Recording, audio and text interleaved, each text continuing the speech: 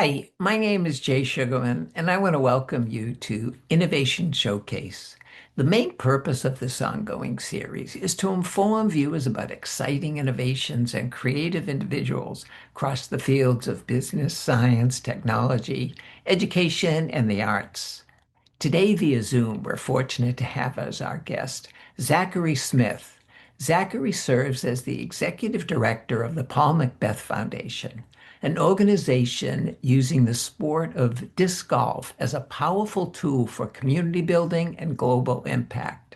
Founded by six-time world champion Paul McBeth, the foundation is dedicated to expanding access to disc golf by building professionally designed courses in underserved communities around the world.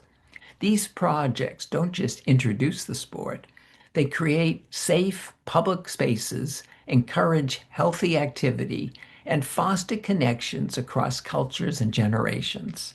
Let's start by meeting Zachary and then find out how the Paul McBeth Foundation is transforming lives one course at a time. Welcome, Zachary. So delighted to be able to be here. Yeah, thanks, Jay, for having me. I'm excited to be here as well and get to share a pretty unique opportunity that we have to, share the sport of disc golf, which I know might be unfamiliar to a lot of viewers. We'll hear much more about it. I mean, it was fascinating to learn a little bit about disc golf, but even more so about the foundation and the impact it's already had in a limited number of years so far. Could you pick up on that and start by sharing what inspired Paul McBeth to create the foundation? Yeah, that's a great question. So Paul started playing disc golf as a young kid in Huntington Beach, California. He was a very good baseball player Hmm. and felt like he might be called to professional sports, but thought that it was going to be in baseball. But at the same time, this disc golf course that just happened to be pretty close to his house, he started getting into the sport, and was faced with a decision at some point to, pursue disc golf or pursue baseball.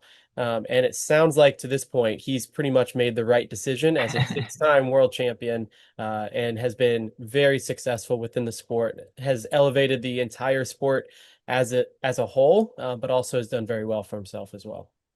How did you become involved with the foundation and what's your role been in shaping its future direction? Yeah, I was very fortunate to be one of the first people involved. I was technically the first hired employee of the foundation. So I was there right when got kicked off. I was close partners with the one of the other kind of co-founders that helped Paul get it off the ground. And I got brought in to do a lot of the operations and have gotten to grow from working 8 to 10 hours a week on the foundation to this year starting as full-time and then Hmm. being passed on to the executive director role. Mm. For those not familiar, how would you describe the core mission of the foundation? Yeah, we want to provide sustainable disc golf experiences to people everywhere in the world. So essentially, if there is somebody out there that does not have the ability to go and play disc golf, we want to help that be changed, because we recognize the power that disc golf has to transform communities, give a great recreational option, and the health benefits that come along with it. How's it expanded and developed since its initial beginning, both in scope and even philosophy? Yeah, so disc golf as a whole was kind of created in 1976, out in Hmm. California. That was when the first baskets were created, and it's been a steady growth, all the way from when it started, until kind of Paul McBeth came on the scene. And Paul was one of the first individuals to really take disc golf to a really professional level. He was very nicely dressed, was very successful on the course. And as you can see here, this was his last world title, his sixth of his world titles, which puts him second in all of history for world titles in disc golf. And it was right before this. So this was in 2022. In 2020, at the end of kind of towards the end of COVID, and as that's happening, disc golf saw a massive, massive growth of individuals getting outside to play Hmm. because it was a no contact Hmm. sport that you could go out and participate in. So there was a big expansion in our market. And it just kind of coincided at the same time that Paul was thinking about how can I give back to the sport that has given me so much. You can see he's surrounded by a lot of people there that he loves, and his life has been shaped immensely just because he had access to that disc golf course in his town. And I just have to put in a quick note. Even if you're not familiar with disc golf, but are just a great sports fan, watching some of the video of Paul win this match in sudden death is very exciting footage for any type of sports fan. Yeah, definitely. Yeah, that last hole that they had to play, you have to carry water about 340 feet and land it on a very, very small green. And he was able to do it successfully to take down that title. How does the foundation determine which areas to explore for upcoming development? Yeah, that's good. So we look for three things when we receive a request or we start to have a conversation with an organization. The first question is, does the community that you're referring to or the city, town, does it already have access to the sport of disc golf? And we use a really great tool. It's called UDisc. So it's just the letter U, UDisc. Hmm. This is an app that most disc golfers use to keep track of their score, but it also shows all of the courses in the world and where you can go play. So we Ah, utilize that tool to determine is there disc golf in your area? And if not, then you move to the second criteria. Do you have land approval to actually install a disc golf course? And so typically, if we want to install a 9-hole course, we're looking for about 9 acres. And we can be flexible on that because the courses that we build are beginner friendly. We want this to be an introductory level. We're not out building championship level courses that the pros would come to play and compete on. We want people to have a great experience as a first time user. And so we have to require, do you have this land approval? And is the land suitable for disc golf? And hmm. most places can have a disc golf course. The unique terrain of hills or no hills or lots of trees or less trees. You really can be flexible with the land. And then the third requirement, which is probably the most important one. Is there a dedicated person in your community that really cares to see this be Hmm. successful? And without that, none of our projects would ever be successful. We've installed 27 courses so far, and we have been very fortunate to find really strong, what we call a project driver, really strong project drivers in all of those locations that care about the sport, but also just really care about their community and want to enhance their community with this recreational option. Here, this image that we're seeing in front of us, we see Paul in Mexico.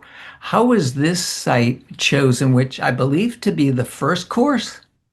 It was the first course, and this one is really special to Paul and to the foundation. So, Paul comes from Mexican heritage, so being able Uh, to install the first course in Mexico, where yes, there is access a little bit in Mexico to disc golf, but there's not many courses at all.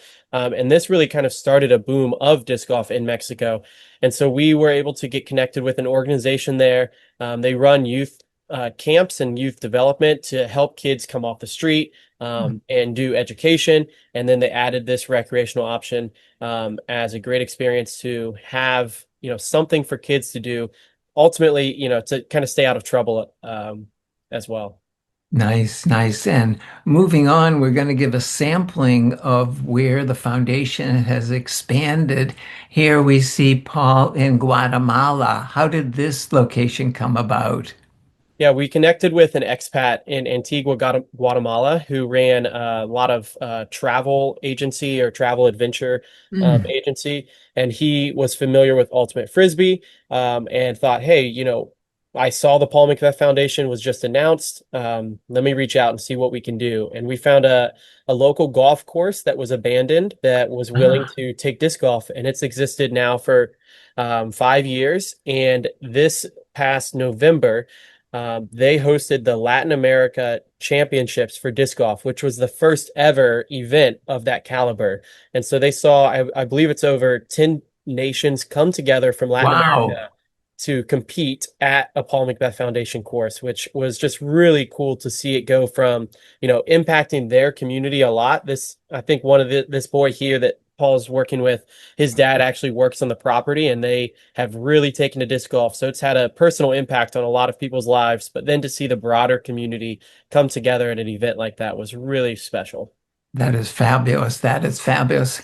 Continuing our tour, we see Paul here getting down and dirty, doing some of the work in Montenegro. A little bit about this location, please.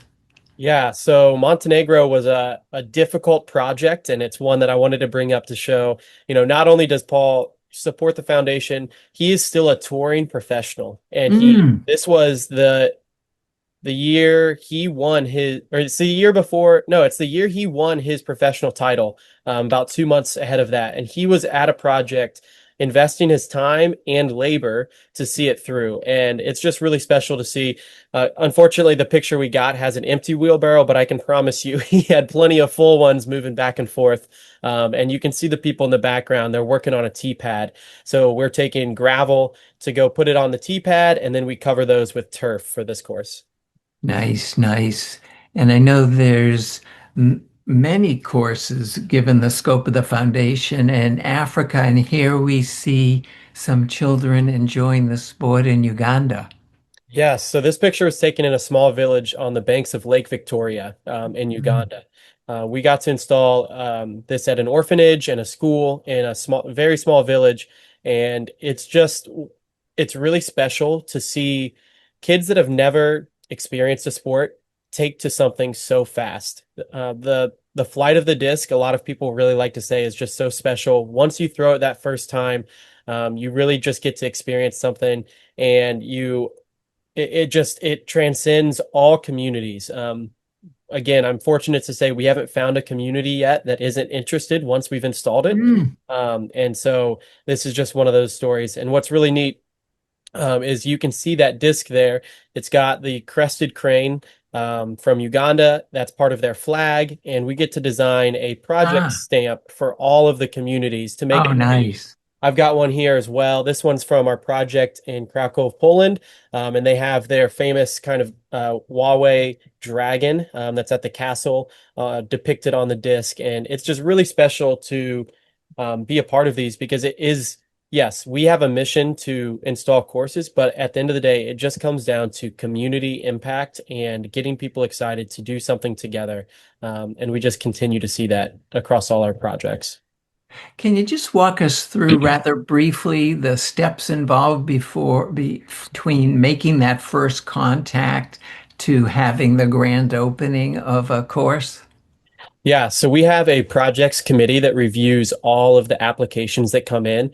And a lot of times there are very few applications that come in that are fully ready to go. A lot of times it takes months to meet with the individuals on the ground, really discuss the challenges and problems that they have until they're ready for us to bring it to our board of directors to commit.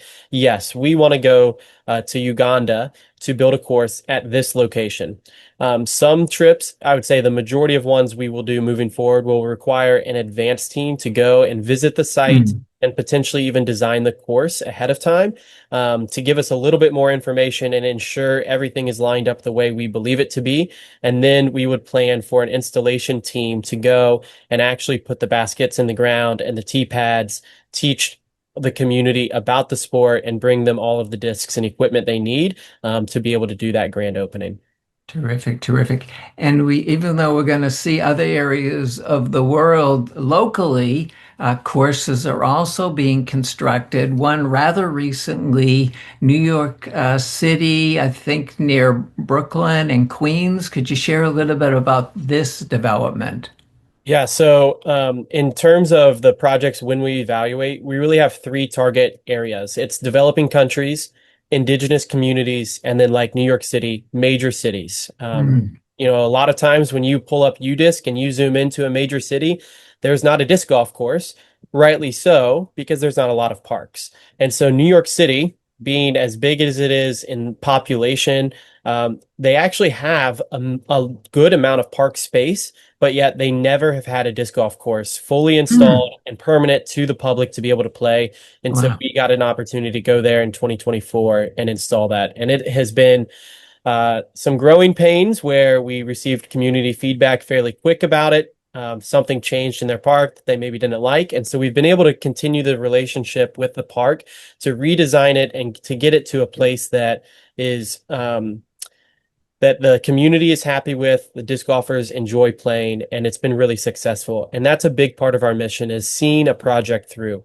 Our worst case scenario is if we put baskets in a course in a location and nobody goes to play it and it becomes desolate. So sustainability is really a key part in ensuring the success of our mission, because if no one's there playing it and it becomes desolate, then we just have, spent a lot of man effort and financial efforts to install something that didn't matter. And that's where it just ties back into the community and having that community empowered to be able to sustain it with events and programming as well.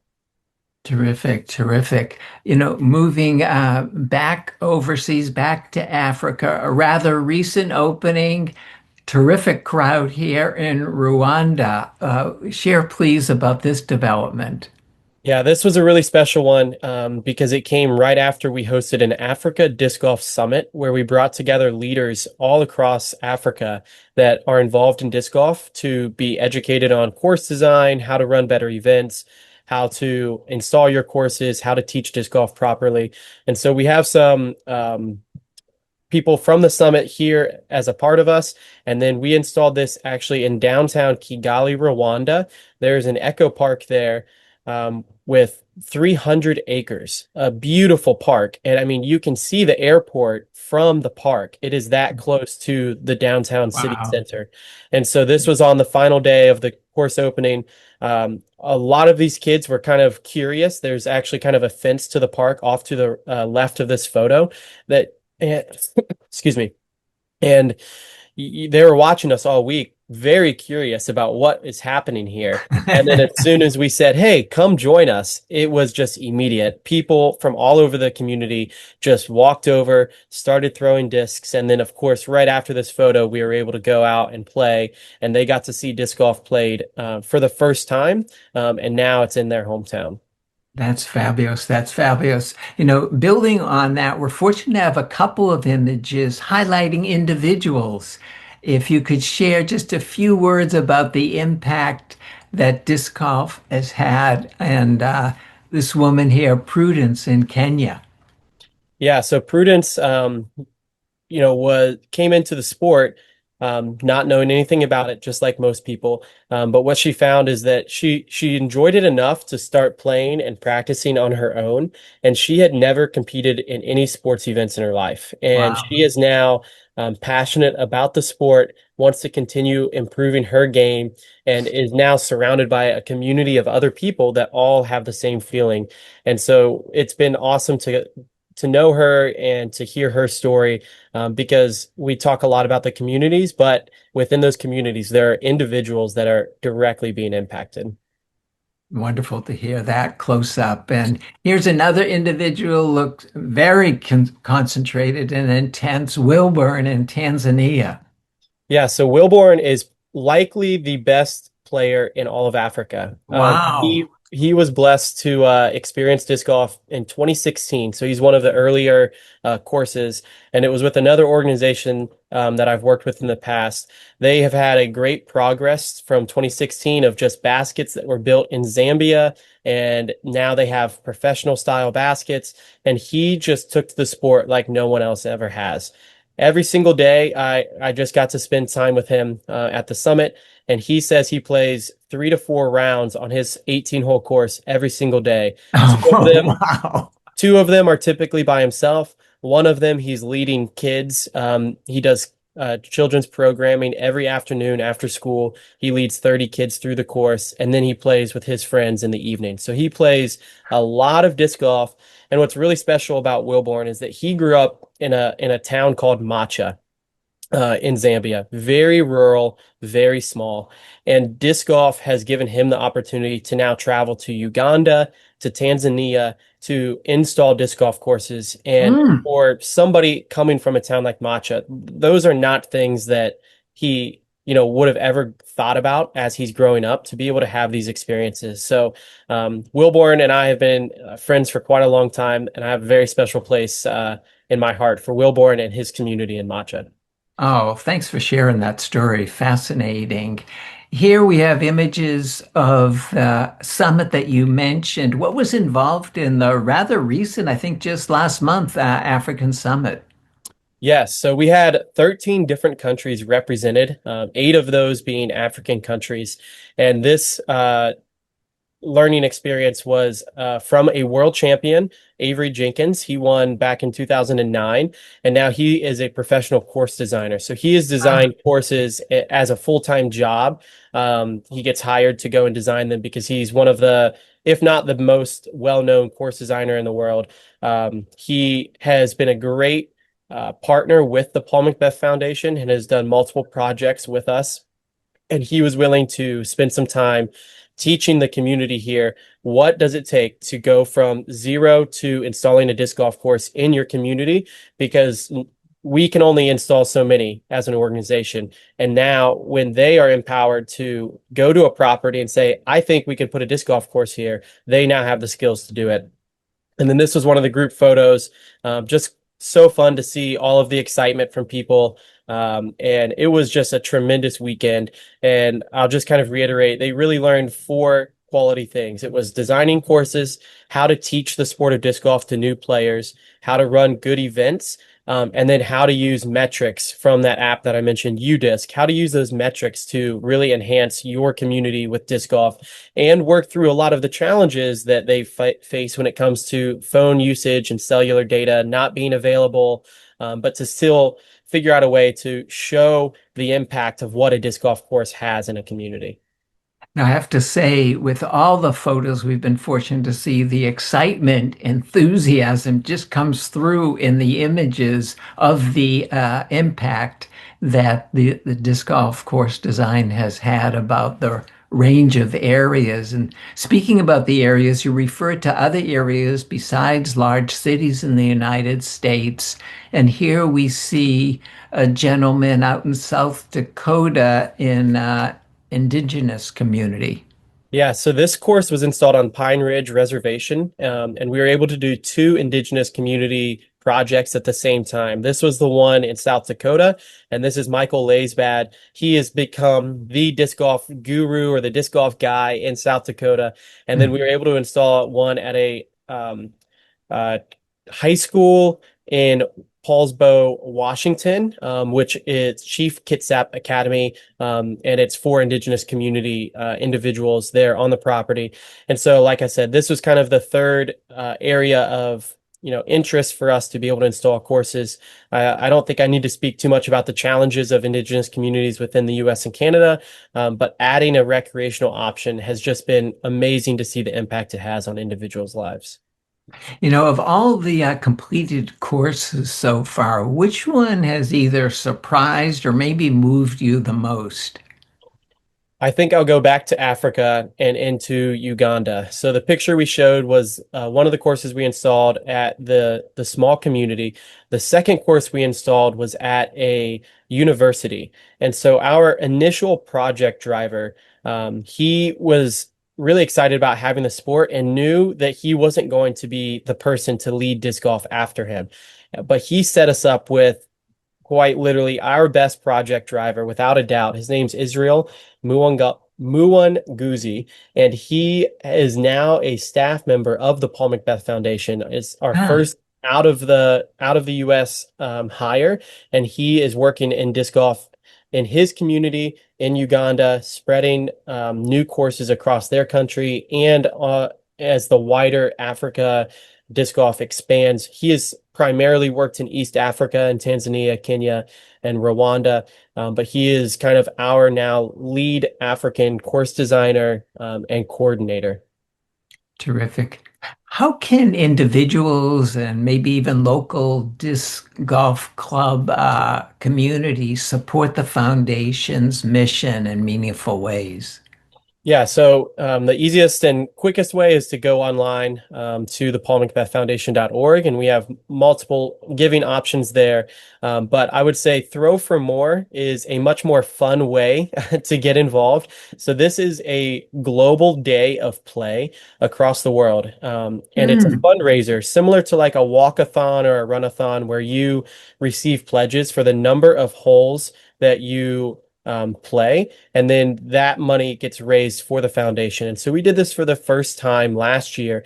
We hosted it on the last day of summer, and we were able to have the second most played day of disc golf in ever recorded in history, as you can Wow. see, presented by UDisc. They're a strong partner here because we encourage everyone to record their rounds so we can track it. And so this year we have much higher goals. We're hosting it on the summer solstice, which will give a lot more light to our northern friends in the northern hemisphere, where the majority of disc golf is currently played. And we expect to absolutely crush past the numbers of what we did last year in the number of plays. And so if you want to be involved, you can go to throwformore.com. We will have registration set up in January to be able to register for this year's event, and we'll be hosting on June 20th, which is the summer solstice. And so this is a really fun event because it's not just about getting people that know about disc golf out on the course, but it's about getting other people that have never heard about the sport to come out not only as themselves, but also with their family. For me personally, I have five young daughters, and I was Wow. able to take the three older ones, and we played two rounds together on a local 9-hole course. And then because I wanted to up our round count, I kind of jogged through 8 more rounds afterwards through the 9-hole course. So it's a lot of fun for disc golfers to go out and have a strong challenge to see how many holes you can play. But it's Hmm. also such a great invitation for beginner players to come out and try it for the first time. That sounds fantastic, fantastic. Looking ahead to this year and beyond, what are some plans and developments under mine? Yeah, we want to continue to be diverse with our projects. And so right now we have a couple projects that are approved for next year. We're going to be heading to Central America to install in 2 countries and give them their first disc golf course. And then I believe we're going to be in West Africa for the first course in all of West Africa this year as well. And ideally, we will round out our projects with a course in Europe and a course in Asia. And so each year, Wow. projects are really flexible because you never know what curveballs are going Hmm. to get thrown to you by the landowners or the local municipalities. And so it's hard to always kind of project where we're going to be. But I think ultimately we want to just have a diverse portfolio, reaching all of the continents as best as we can, and just continuing to provide the sport of disc golf to anyone that doesn't have access. Oh, very exciting, very exciting. And in closing, Zachary, how can viewers and others stay in touch, find out more, perhaps donate to the foundation? Yeah, so you can either go to our website, or if you want to see a lot of the footage and things that are happening around the world. Fortunately, this is not my skill set, but we have a great team, social media team on Instagram and Facebook. We have good accounts there that are posting some sort of update almost daily about disc golf happening in places of the world that you might not ever expect. Terrific, terrific. Well, we'll be sure to have those connections in the closing credits. But unfortunately, we've come to the end of the program. I want to thank you again so much for taking the time to be here, for informing us about the exciting Paul McBeth Foundation initiative. Fascinating to see how much it's grown in just a handful of years. Look forward to future developments and continued success with future endeavors. Yeah, thanks so much for having me, Jay. Also want to thank those of you watching for joining us and hope you'll be able to tune in next time.